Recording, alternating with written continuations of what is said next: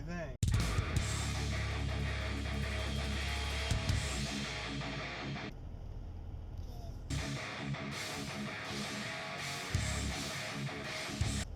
Good. All right, what up, what up, what up? I'm just getting out of work for the day, but happy Thursday. It's Thursday, January 30th, 2020. And like I said, getting out of work for the day. Headed home. Nikki's supposed to be coming over tonight to hang out. We're going to have some din-dins, probably do some grilling tonight. Big fan of grilling and haven't really done any lately. I've been really freaking lazy. And instead of eating out, instead of buying stuff to cook and all that.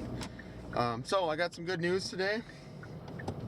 Finalized and finished moving out of that storage room. And I could not be more happier.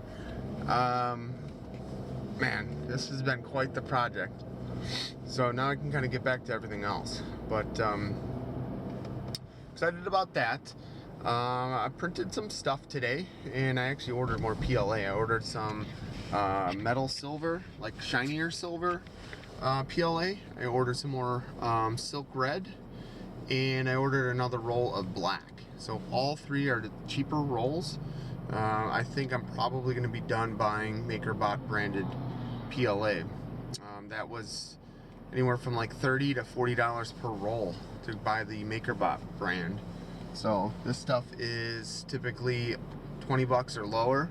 I think the metal one was maybe 23 or 4 bucks, so it's a little bit more. I printed a flower vase today, a really simple one. I was kind of looking at it and realized or determined that it should fit, the super rose should fit perfectly in this flower vase. Actually, I have it in my pocket here. Look at that. Fuck yeah, it looks like a cup or something, doesn't it? Crazy. So I was hoping that I can put some like really heavy stuff in the bottom of it to keep it from tipping over, and that's the plan. So I'm going to most likely use that for Jessica's mom's gravesite. So I'll use that vase and put the interlocking super rose in it. And I just need to figure out something heavy to put in the bottom of it or whatever. I'm not quite sure what I'm going to do yet for that. Just to keep it from tipping over and all that. My other thought was to make like a spike so that way it could push into the ground. The vase itself could push into the ground and then it wouldn't go anywhere. That might be a revision or a remix or whatever they call it online. Found a really cool Tesla Cybertruck toy model looking thing. Totally gonna make it. And I came up, before I found that, I came up with the idea of making a 3D model of my RC18 truck. And basically what my thought is if I can create like the frame of the truck, then I might be able to kind of create everything else. And you know, if I can make my own frame, then I can tweak it or change it so it'll I'll be able to do stuff like actually make and put on like a legit Tesla Cybertruck body on it and stuff like that. So I gotta look at it. I know I have an extra frame, so I might bring that to work or something, and on like my lunch breaks I can measure it, mock it up in the CAD system or whatever, and kind of go from there. That's my thought. I don't know how complicated it will be and all that. There's nothing else out there in terms of files and all that sort of stuff, so I found that kind of interesting. Yeah, so that's my thought. Excuse me.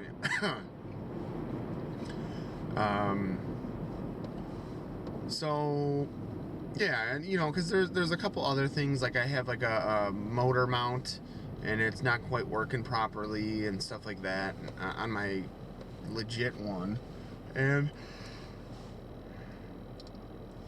I'm thinking about how I'm gonna have to modify my stock chassis and all of that having all kinds of other issues and problems. So I'm like, dude, why don't I just like try to mock it up, and then I can just print pieces and parts if or as they break.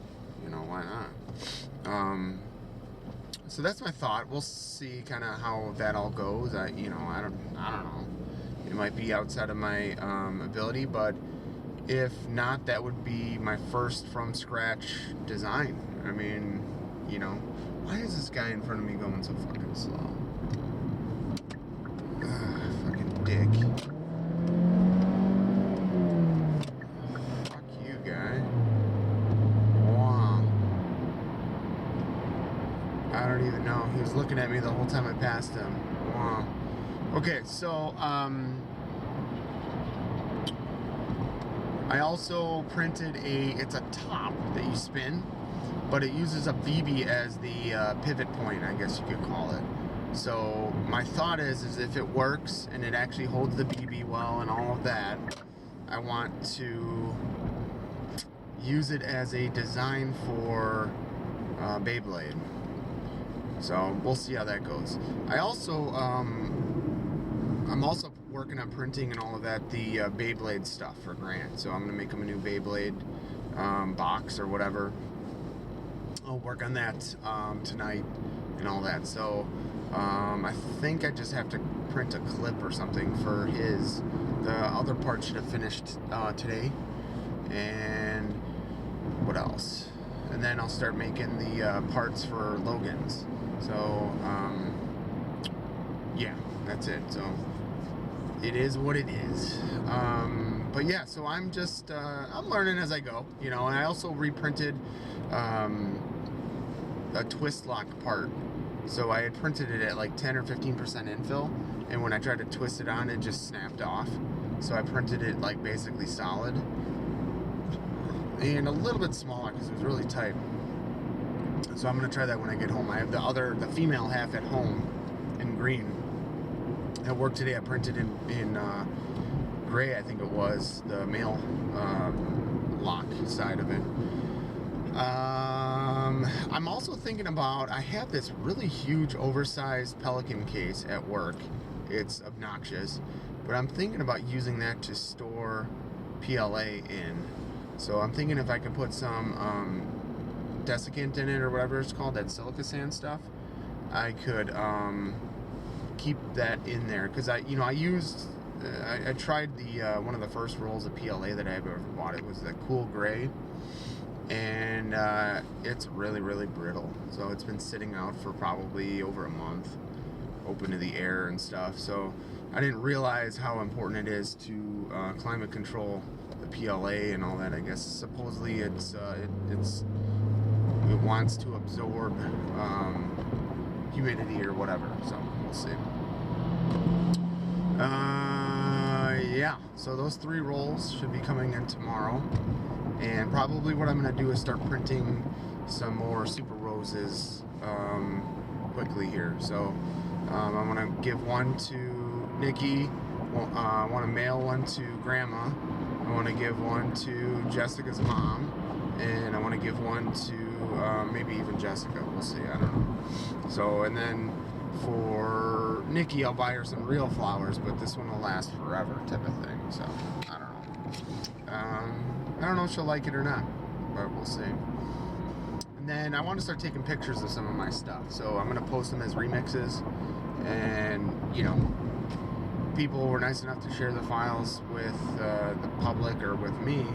Might as well share some of the stuff that I've been doing, especially my tweaks and all that stuff. So I'm really happy with the Super Rose, just because it doesn't need to be glued together, and then the glue falls apart, and you know, if your prints aren't perfectly flat or whatever, then they don't mate together well and all that stuff. So that's why I like that interlocking mechanism instead. So I also came across a new concept called photogrammetry or something. There was a guy that posted a 3D turntable for basically making 3D scans of objects. Now, I used to do something like that similar with photography, but this is a little bit different. But supposedly they contend that you can just take a ton of pictures circulating or going around your image or your object, and then using software you can generate a 3D model and everything based off of just photos. So sounds pretty incredible. I was watching a couple of videos. It doesn't look very easy, but in the event you know, you have a physical object and you want to turn it into a model to like replicate or print or something, it might be feasible. So my thought is it might be cool for copying keys. You know, they're kind of small, but if you could take photos of a key and generate a model from those photos, you might be able to just 3D print a key. So I might at some point print this turntable system, and it's just so you can put a small object on it, turn a crank, and it just spins it.